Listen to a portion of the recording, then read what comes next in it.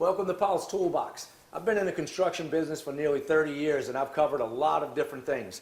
Cabinet building is one of them, and I'm going to show you a simple way to help you out when you're installing cabinets or building anything. And we have some other little tips. Let's get started. First, you're going to want a piece of 3/4 inch plywood.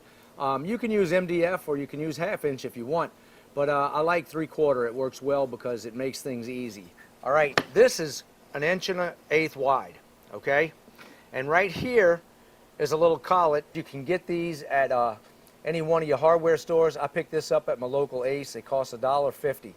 All right, let's take this, and I'll get another piece of plywood right here, 3/4 inch. I'll line it up perfect to where it sits just flat on there and mark it. We're going to cut this little block right here, okay?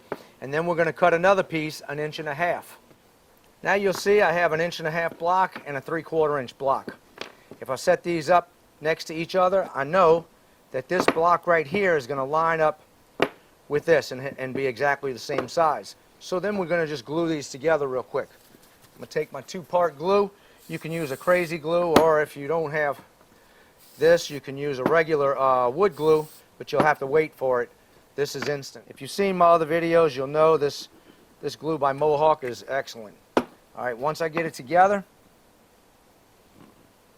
I'll hold this for a couple of seconds, and that's it. What I'm going to want to do is make an X right here so I can get my center.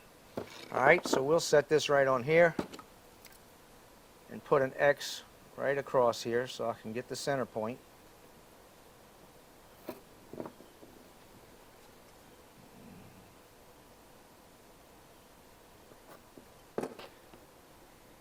I take a center punch. You can use a nail or a screw, anything. All you want to do is tap a hole right in that center. Now, we'll take a small drill bit and run a hole in here. Make sure you keep this straight. Okay? We'll take a next larger size. I want this hole to remain in the center. I don't want to walk anywhere with it. So if you jump up too fast, you could walk over and it'll be crooked.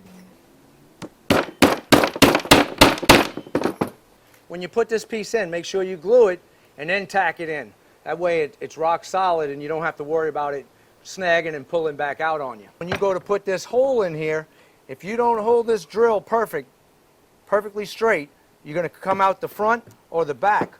Or if you come a little bit too far, just a little bit on an angle, and you run that 2.5 or 3 inch screw in there, it's going to want to come out here and push this out or splinter it out.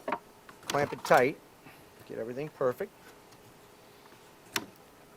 I take the top one in first. Now this is tight. I don't want to have to do this and eyeball it. All I have to do is take this and set it on here.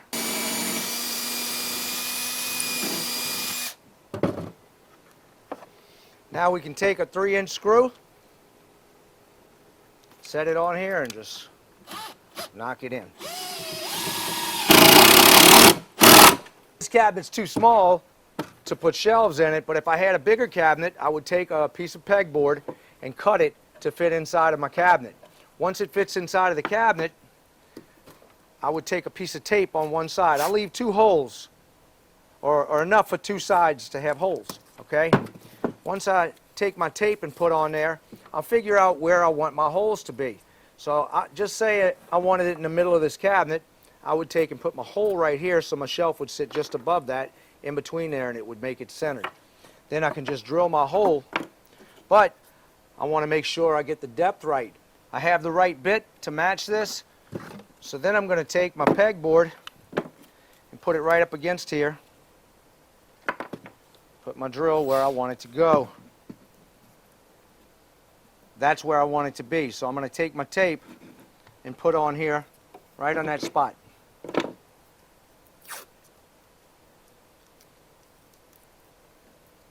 And I'll wrap it around a few times. Next, I'm going to take a water bottle top. I can use a Coke top, anything like that, plastic or a small metal piece, and I'll just drill a hole right in it. Once I have this in here, then I can line it up and run my holes. It's going to stop exactly where I want it to stop, and I can put my clips in. I was going to put a 24-inch shelf in there, but my wife said she wanted a 12-inch shelf to go back because she wants some things that are taller right here. So on this, I'm going to line up with my holes I have there. I already took this and set it in place, and I pushed in the holes to match my holes on here.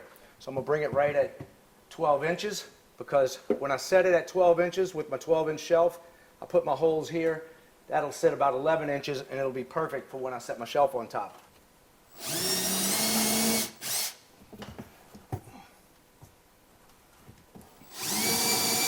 I'm going to split the difference and put this one in the middle. We can always raise or lower the shelf if we want. Perfect. Believe me when I tell you, this right here will save you time and money. If you make one mistake and split this wood, you ruin a cabinet. It's worth a couple of minutes of your time to make something like this rather than spending a few $100s on new cabinets. Well, that's it for now. Don't forget to subscribe. Check out paulstoolbox.com for all my archive videos. I'll see you on the next project. And if you found this useful, hit like for me.